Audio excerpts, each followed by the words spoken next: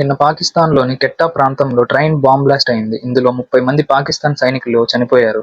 ఇందులో 100 మందికి పైగా గాయపడ్డారు. ఇది పెద్ద బ్రేకింగ్ న్యూస్‌గా మారింది. కరెక్ట్‌గా అదే రోజు పాకిస్తాన్ పీఎం షహబాజ్ షరీఫ్ ఇంకొన్ని గంటల్లో బీజింగ్‌లో షీ జిన్‌పింగ్‌ని కలవడానికి ఎదురుచూస్తున్నాడు. దీనికి గంట ముందే ఈ దాడులు జరిగాయి. పాకిస్తానీ సెక్యూరిటీ ఫోర్సెస్ వాళ్ళ కుటుంబాలను తీసుకొని షటిల్ ట్రైన్‌లో ప్రయాణిస్తూ ఉన్నారు. అప్పుడే ఒక సూసైడ్ కార్ బాంబుతో దాడి చేసింది. పేలుడు పదార్థాలతో నిండిన ఒక వాహనం ట్రైన్ బోగీల్లో ఒకదానికొకటి ఢీకొట్టడంతో భారీ పేలుడు జరిగింది. దగ్గరలో ఉన్న రోడ్డుపైన పార్క్ చేసిన డజన్లు పైగా వాహనాలు కాలిపోయాయి. ఇంకా సమీపంలో ఉండే భవనాలు కూడా ఈ పేలుడులో నష్టపోయాయి. ఈ దాడి చేసింది బలూచిస్తాన్ లిబరేషన్ ఆర్మీ అని వాళ్ళు ప్రకటించారు. ఈ దాడి చేసింది బిలాల్ షవాని అలియాస్ సైన్ అనే వ్యక్తి నిర్వహించాడని బిఎల్ఏ ఒక అఫీషియల్ నోట్ కూడా రిలీజ్ చేసింది. ఈ షటిల్ ట్రైన్ కెట్టా కంటోన్మెంట్ నుంచి ప్యాసింజర్స్ ని తీసుకొని జాఫర్ ఎక్స్‌ప్రెస్ తో కనెక్ట్ కావడానికి వెళ్తోంది. ఈ ట్రైన్ కెట్టా నుండి పెషావర్ వైపు వెళ్తోంది. లాస్ట్ ఇయర్ మార్చిలో కూడా బలూచిస్తాన్ ఆర్మీ హైజాక్ చేసి ప్యాసింజర్స్ ని హోస్టేజ్ గా పెట్టుకున్న జాఫర్ ఎక్స్‌ప్రెస్ కూడా సేమ్ ఇదే రూట్ లోనే జరిగింది. ఎందుకు ఇక్కడే దాడి చేశారు అంటే దీనికి ఒక రీజన్ ఉంది. అమెరికా ఇంకా పాకిస్తాన్ కలిసి $1 బిలియన్ పెట్టుబడి పెట్టి బలోచిస్తాన్ లో రెకోర్డిక్ అనే ఏరియాలో మైనింగ్ ప్రాజెక్టులు స్టార్ట్ చేయాలని ప్లాన్ చేశారు.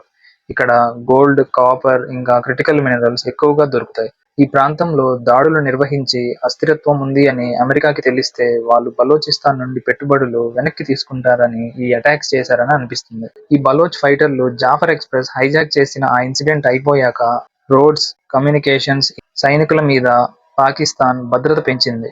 అయినా కూడా ఈ ట్రైన్ బాంబ్ బ్లాస్ట్ జరగడం చూస్తే బిఎల్ఏ మిలిటెంట్లు చాలా అడ్వాన్స్డ్ వెపనరీ ఇంకా కమ్యూనికేషన్స్ వాడారు అని తెలుస్తుంది. 2022లో కూడా బిఎల్ఏ ఆర్మీ పాకిస్తాన్ నేవీపై దాడి చేసి చుక్కలు చూపించింది. 2024 ఆగస్టులో హైవేలపై బస్సులు ఆపి మరీ ఐడీ కార్డులు చెక్ చేసి మరీ వాళ్ళ సైనికులని కాల్చి చంపారు. ప్రపంచంలో టెర్రరిజం అంటే గుర్తొచ్చేది పాకిస్తాన్. అలాంటి పాకిస్తాన్‌కి ఈ బలోచ్ ఫైటర్లు టెర్రరిజం అంటే ఏంటో రుచి చూపిస్తున్నారు. అసలు బిఎల్ఏ ఎందుకు ఈ దాడులు చేస్తోంది? ఇప్పుడు చూద్దాం. బలూచిస్తాన్ లిబరేషన్ ఆర్మీ స్వతంత్రం కోసం పోరాడుతున్న ఒక మిలిటెంట్ గ్రూప్. వీళ్ళ దగ్గర మజీద్ బ్రిగేడ్ అని ఒక సూసైడ్ స్క్వాడ్ కూడా ఉంది. బలూచిస్తాన్ పాకిస్తాన్ సౌత్ ఈస్ట్ ప్రాంతంలో ఉంటుంది. నార్త్ లో ఆఫ్ఘనిస్తాన్, వెస్ట్ లో ఇరాన్ బోర్డర్ ఉంటుంది. ఈ ప్రాంతంలో కొండలు చాలా ఎక్కువగా ఉంటాయి.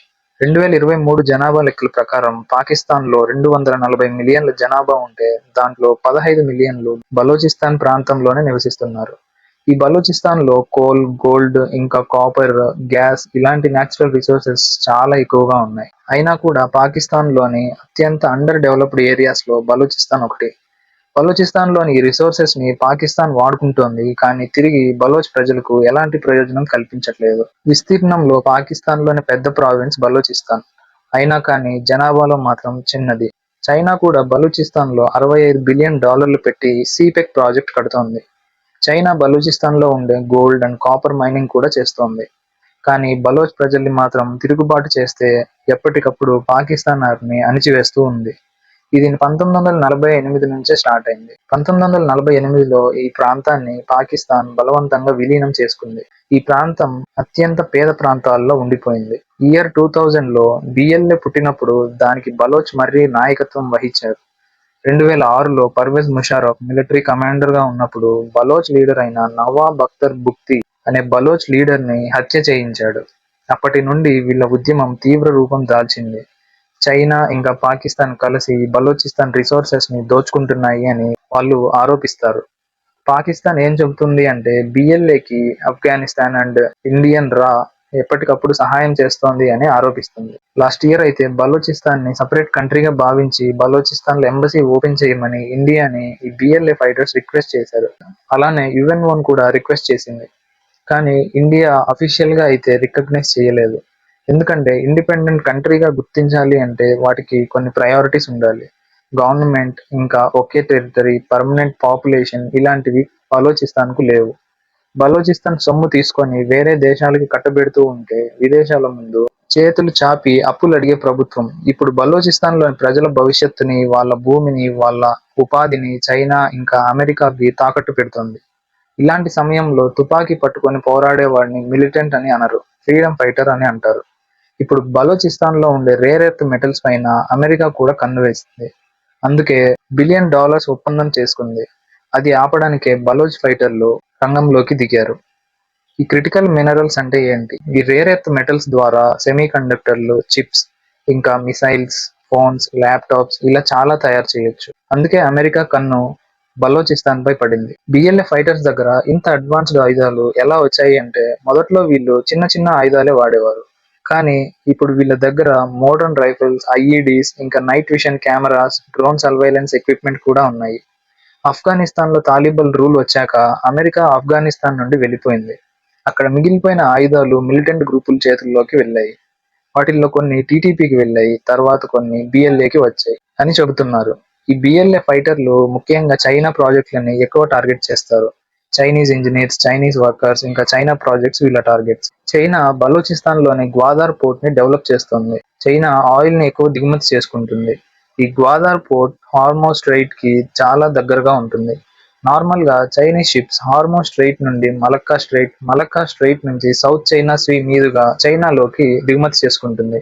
ఇప్పుడు ఒకవేళ ఇండియా చైనాకి యుద్ధం వస్తే ఇండియా అండమాన్ ఐలాండ్ నుండి జస్ట్ ఒక మలక్కా స్ట్రెయిట్ ని చోక్ చేస్తుంది అంతే. చైనీస్ ఆయిల్ సప్లై కంప్లీట్ గా కట్ అయిపోతుంది. ఇలాంటి పరిస్థితి రాకూడదని ఈ చైనా గాడు గ్వాదర్ పోర్ట్ ని డెవలప్ చేస్తున్నాడు.